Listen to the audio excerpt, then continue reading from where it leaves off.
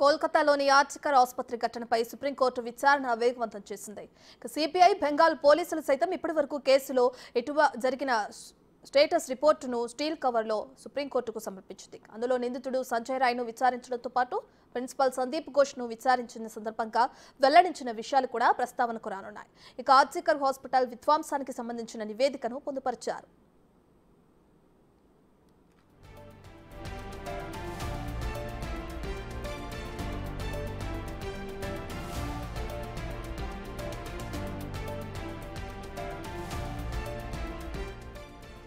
గత 6 రోజులుగా సిబిఐ ఇద్దరు వ్యక్తులను నిరంతరం విచారించింది. అందులో మొదట ప్రధాన నిందితుడు సంజయ్ రాయ్ కాగా రెండో వ్యక్తి మాజీ ప్రిన్సిపల్ సందీప్ ఘోష్. సిబిఐ ఆసుపత్రికి వెళ్లి అన్ని ఫోరెన్సిక్ విచారణలు చేసి ఆధారాలు సేకరించే ప్రయత్నం చేసింది. సిబిఐ సిఎఫ్ఎల్ఎల్ బృందంలోని 5గురు వైద్యులు సంజయ్ రాయ్ మానసిక స్థితిని తెలుసుకోవడానికి ప్రయత్నించారు. దానికోసం ఒక డీటెయిల్డ్ నివేదికను తయారు చేశారు. నిందితుడు సంజయ్ రాయ్ వాగ్మూలాలు నమ్మవచ్చో లేదోనని దర్యాప్తు సంస్థ నిర్ధారించేందుకు ఈ పరీక్షను నిర్వహించారు.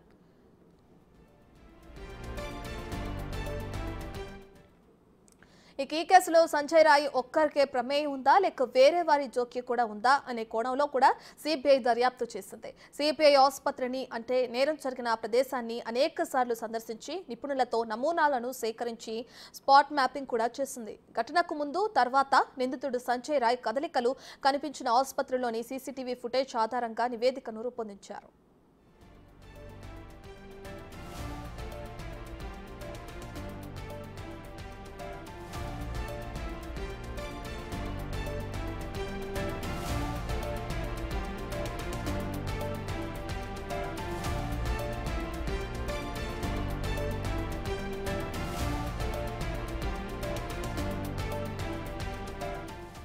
కోల్కతా ఆర్చికర్ ఘటనపై నేడు సుప్రీంకోర్టులో మరోసారి విచారణ చేపట్టింది. కొన్ని రోజులుగా ఆందోళన చేస్తున్న వైద్యులు తక్షణమే విధుల్లో చేరాలని అత్యున్నత న్యాయస్థానం సూచించింది. వైద్యులు పనిచేయకపోతే ప్రజారోగ్య వ్యవస్థ ఎలా నడుస్తుందని ప్రశ్నించింది.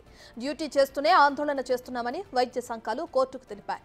కానీ విధులకు హాజరైన యూజువల్ లీవ్ కట్ చేసి వేధిస్తున్నారని వెల్లడించారు. ప్రభుత్వ ఆసుపత్రుల్లో వైద్యుల పనివేళలు, వర్కింగ్ కండిషన్ పై ఎన్టీఎఫ్ దృష్టి సారిస్తుందని కోర్టు తెలిపింది. ఇక అక్కడ వర్కింగ్ కండిషన్స్, ఇతర సమస్యల గురించి ఎన్టీఎఫ్ లో ఉన్న వైద్యులందరికీ తెలుసని, రెసిడెంట్ డాక్టర్లు సమస్యలను ఎన్టీఎఫ్ వింటుందని సిజేఐ భరోసా ఇచ్చారు.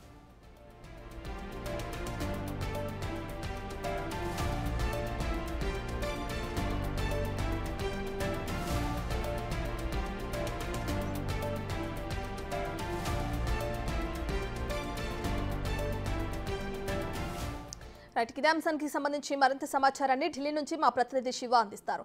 రైట్ శివ, ఇప్పటికే కోల్కతా డాక్టర్ అత్యాచారం కేసుకు సంబంధించి సిజేఐ విచారణ కొనసాగుతుంది. అయితే దీనికి సంబంధించి ఎవరైతే ధర్నాల్లో ర్యాలీలో పాల్గొంటున్నారో డాక్టర్స్ని వాటిని విరమించి అటు వెళ్ళి తమ విధుల్లో ఉండాలి, ఖచ్చితంగా మీరు కనుక లేకపోతే వైద్యం ఎలా అందుతుంది ప్రజలకు కూడా చెప్పడం మనం చూస్తున్నాం. ఓవరాల్గా దీనికి సంబంధించిన డీటెయిల్స్ ఏంటి శివ?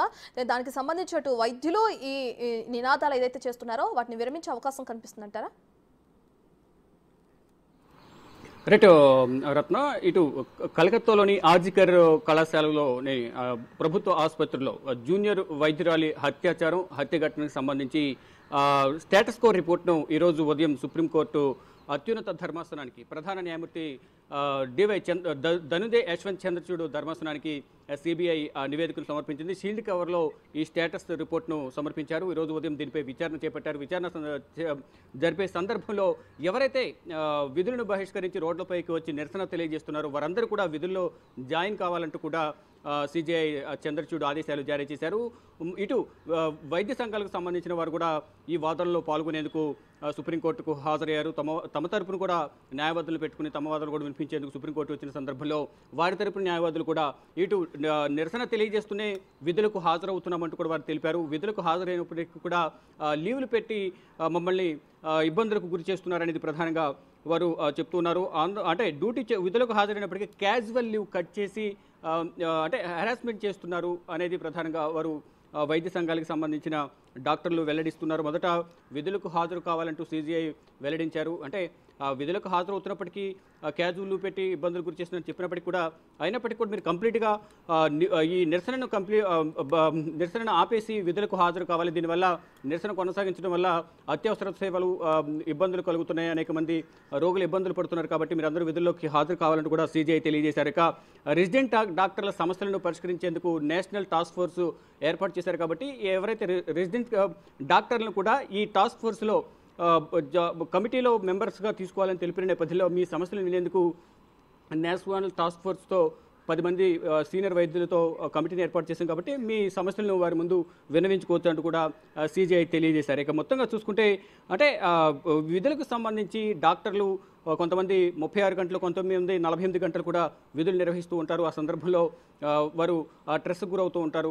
మరోవైపు ఏదైతే సెక్యూరిటీకి సంబంధించి వారికి రక్షణ కల్పించాలంటూ కూడా ఏదైతే కమిటీ ఏర్పాటు చేశారు, మొదటి నుంచి ఎప్పటి నుంచో కూడా ఈ సెక్యూరిటీ కల్పించాలని ఎప్పటి నుంచో వైద్యులు కోరుతున్నారు. దానికి సంబంధించి నేషనల్ టాస్క్ ఫోర్స్ను సుప్రీం ధర్మాసనం 10 మంది వైద్యులతో ఏర్పాటు చేశారు కాబట్టి వారు సూచనలు సిఫార్సు చేస్తారు.